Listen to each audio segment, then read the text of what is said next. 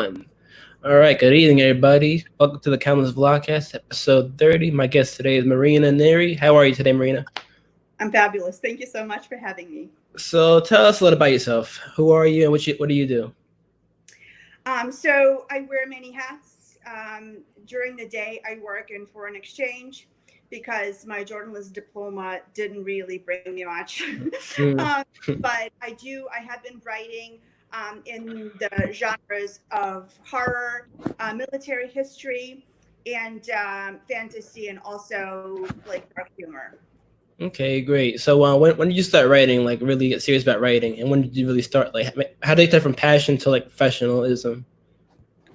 Well, it's wonderful when the two go hand in hand. But I started plotting the first drafts of my books when I was like 11 or 12. And when I was 14 and 15, I started writing down drafts in several languages because I grew up multilingual. So I wanted to see how the story would sound in different languages. And by the time I was in my late 20s, I started submitting work. I completed my first novel at the age of 30. I started writing it when I was 15, and it took me 15 years to complete. Mm, wow. So what was that moment like when you was like were like, aha, I'm after I publish this now? I think a couple of my writer friends read the draft and they said, this cannot sit on your desktop. You have to Mm, get it out there.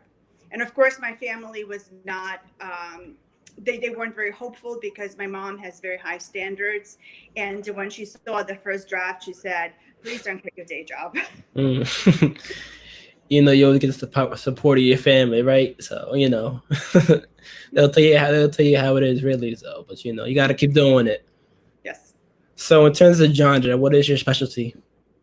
Well, I'm known as a disaster writer because I like to explore tragic events in history.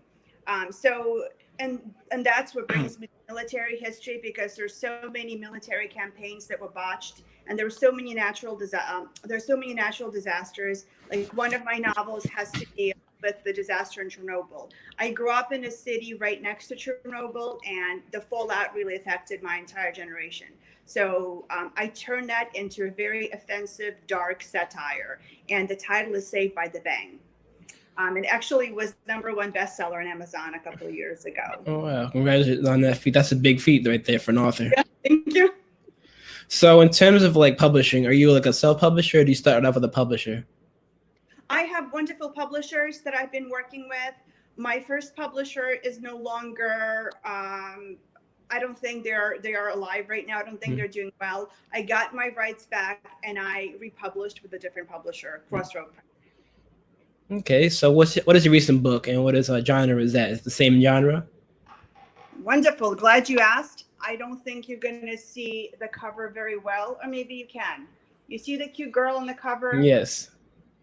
So this novel is called The Road to Montfaucon, and it was inspired by the recent fire at Notre Dame de Paris. That was a year ago, a little over a year ago. So with COVID and everything, nobody really talks about it. Worse things have happened since then.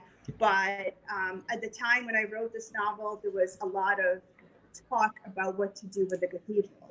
And there is a wonderful original classic novel, The Hunchback of Notre Dame by Victor Hugo, that really got me interested in Gothic architecture. And I thought it would be interesting to bring the characters from that novel back and tie them to the novel and to the fire. And that's how this novel came around. It's a supernatural thriller that's rooted in another classic work. Okay, so what was that process like? Did you like have like a blank sheet, or were you like doing research when you were writing, or how did that work for you? What's your process like when you're writing? So it's wonderful to already have some background knowledge before you start writing something. I rarely write something from scratch without prior knowledge of something. So I already knew a lot about French Romanticism and Gothic architecture. So for me, it was just taking that knowledge and incorporating it, weaving it into a plot. Okay, great. So Prep work that goes in. And usually you take information you already know and you look for ways to incorporate it. and what was like the feedback for that the book you wrote? It was actually very encouraging, and I think the key is getting your work to people who will appreciate it. Because I would never present this kind of work to a romance reader, someone who likes happy endings and Mm-hmm. sex scenes, because I'm just not good at writing steamy, clean, romantic sex. If I write a sex scene, it's going to be very cynical, very brutal. Mm-hmm. Because I'm very in touch with my masculine side, and I write like a man. I don't write like a girl, so I've been told. So I present it to audiences that appreciate that kind of edgy, cynical tone. Mm. That's what I was gonna ask you next question. Like, what makes you unique and separates you from other authors? It's wonderful that you asked this question. I hear that question a lot, but I don't like to think of myself as me versus them, because so many of us have things that we have in common. Mm. I think my tone, I think my abrasive, toxic personality makes me a bit of an outcast, and that helps me stand apart as a human being more than an author. As an author, I've been better received than a human being. I tend to run into conflicts in my daily life, but Mm-hmm. author, I get a lot of support and positive feedback. So I'm more popular as a writer than as a human being. But I Mm. do think that my experience as a refugee, somebody of mixed heritage, does make me a little different, because there aren't that many Central European authors who write Mm. things. That's people who come from that part of the world. They tend to go into IT, into finance. They're more focused on making money versus embracing a creative profession. Mm. So did you find people with similar like stories when they like you were sharing your book? You find people were like, oh, I can relate to that like kind of story. Absolutely. Absolutely. And they said, oh, this was a wonderful idea to take the tragedy that happened in Paris and write about it, create a novel around it. Mm. Cool, great. The first one to do it, because I have a bad feeling other people, like other authors, are going to take advantage of it. So I'm Mm-hmm. like, better start moving, because we can't have five similar novels on the Yeah. market at the same time. That's the thing. Either everybody's gonna do it, or it's only a few people are gonna do it. So it's like jump on it too and tell the story like how you want to do it, but tell like truthfully too. So people Yes. can like learn about it and then like be aware of it too. So you know. Mhm. And then in terms of like influences, in terms of authors and writers, who are some of your influences? Like I said, I'm very in touch with my masculine side. So really manly authors like Jack London or Hemingway, or even Alexandre Dumas, they're my role models. And I grew up reading their stories. So they influenced me a great deal. Mm. So in this age of social media, what is your method of branding and promoting yourself? I brand myself as a disaster writer. Mm. So if if you want something authentic, something gritty without a happy ending, um, definitely come to me. I'm your girl. I have written books about Irish nationalism, Baltic nationalism, the Crimean War in the 19th century, and I've written about some natural and man-made disasters like the Chernobyl disaster. Um, Okay. so that seems to fuel my creative process. Mm. So when you're like on the business side of it, when you're like ready to like put your book out there too, are you like a Facebook person, Instagram, website? Like how do you get the word out there for yourself? Absolutely. I do Facebook. I do have a Facebook author page. That's not my personal page. Mm. I also have a blog. It's called Connecticut Commie Tiger Mommy.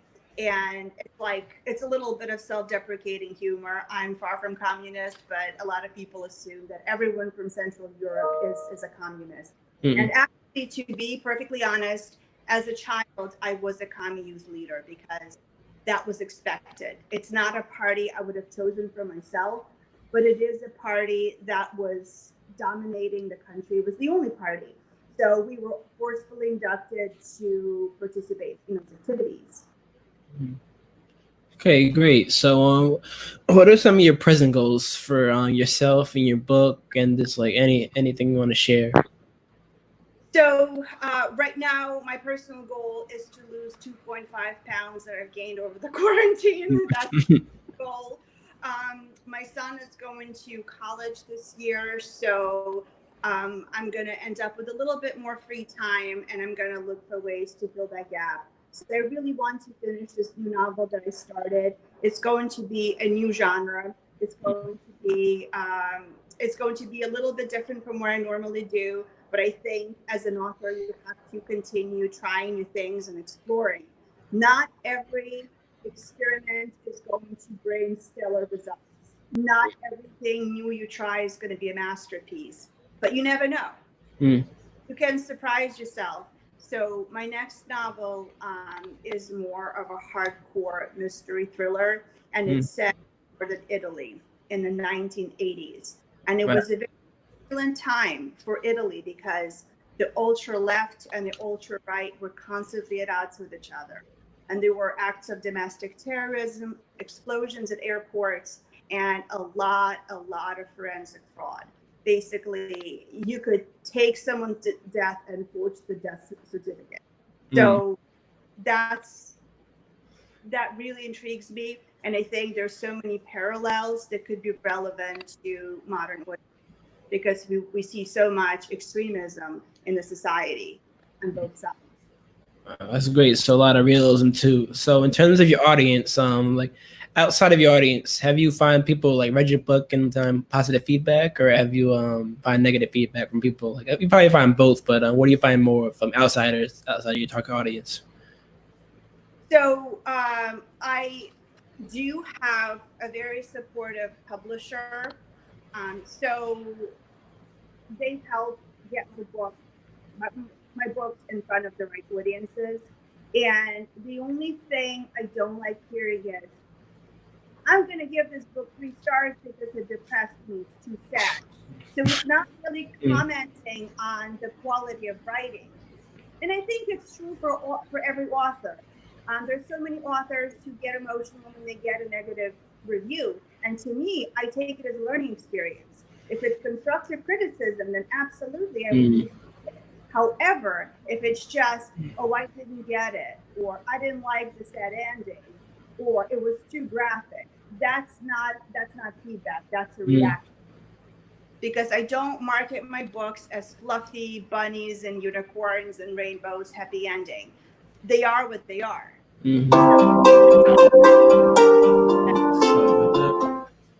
Go ahead. So people who read my books, they have to read the synopsis first, and they have to see which genre it's pigeonholed as. So when you're writing this book, what do you want people to take away from it when they're reading it? Do you want people to like get their own perspective, or like is there some certain like thing you want them to take away from it? Hopefully, whenever they read one of my books, it gets them intrigued in the subject matter. For instance, if I write about Irish history, if I write about the Easter Rising in Dublin of 1916, I hope they do some historical research and they read some nonfiction. Hopefully, open an avenue for a new interest for them. Or for this particular novel, I really hope they go back to the original classic by Victor Hugo and they read it and they realize that all the movie adaptations are really not sufficient. They really fall short of the original. Great. I'm still waiting for a good adaptation of that novel, and it's not coming anytime soon. So in terms of like younger audiences and younger writers out there and like people like struggling to get their book out there, do you have any advice for them? So I know you publish a couple books, then you just like use a publisher too. What would you recommend for somebody that's beginning or Now is a great time to start exploring as a writer because there's so many small publishers that are willing to take you on. The big publishers really are a bit of a mafia. You really cannot penetrate them. They really follow a specific format and they're very fiscally motivated. So they look at you. They don't care if the book is good or bad. They have to see, is it going to sell? But there's smaller publishers out there that look at the book and they say, is it going to find its niche audience? So there's so many wonderful publishers out there. So if you do have a manuscript that you think is presentable, by all means, go ahead and submit it. You're going to feel like you're doing something to advance your writing career. There's nothing worse than just letting it sit in you and not showing it to anyone. There's so many writer groups. And the drawback is that there are so many writer groups and not all of them are helpful. You need to know where to send your work for feedback, because sometimes you have a good manuscript and you send it to the wrong people and they chop it up and it becomes completely unreadable. It's great. Hello? I think you. Oh wait, I thought we lost you for a minute. You still there? Can you see me now? No, okay, I can hear you though. I can hear you. Hold on. Okay, All can right. you see me now? Yep, there you go. Yeah. So next question was your present project you're working on, and what do you look forward for the future for your like books? What genres do you like to work on in the future? So right now, as I mentioned, I'm working on a mystery novel set in northern Italy. So I hope to have it completed before the end of the year. And I have a couple of plots in my head, and they're all in different genres, and I'm going to start drafting them. Hopefully, once COVID is over, I mean, I'm not going to say it's over anytime soon. Once the crisis is stabilized, I will have more time from my day job to dedicate to writing. And like I said, there are some periods of extreme fruition for some authors, and then there are periods to step back and reflect and say, where am I going and what is holding me back from becoming a better author? So you really only have yourself to compete with, but also you have to kind of be mindful of what's out there in the mainstream, and you have to constantly reassess. Do I want to become more of a mainstream author, or am I happy just being authentic and true to myself? That's great advice. So I like to end these with a positive message from you to the world out there. Anything you'd like to share with that's like a positive message? The positive message is, with all the technology and all the platforms that we have right now, there's so many opportunities to find like-minded people. So don't let the flood of information make you feel small. Like your voices do count, and your voices will find an audience. Okay, great. So where can people find you at? Where's your author page on Facebook, and you have a website too, or just author page? I have an author page. I have my blog, Connecticut Commie. I will be happy to send you the links. And of course, you can find me on Amazon. Okay, great. Thank you for coming on, Marina, and sharing your experience in your book and just coming on. It was great. Fantastic. And thank you. And we'll be in touch. All right. Okay, perfect. Thank you guys for watching Countless Vlog episode 30 with author Marina Neary. Make sure you guys go support her books. And thank you guys for watching. And have a good night. Bye-bye. Thanks.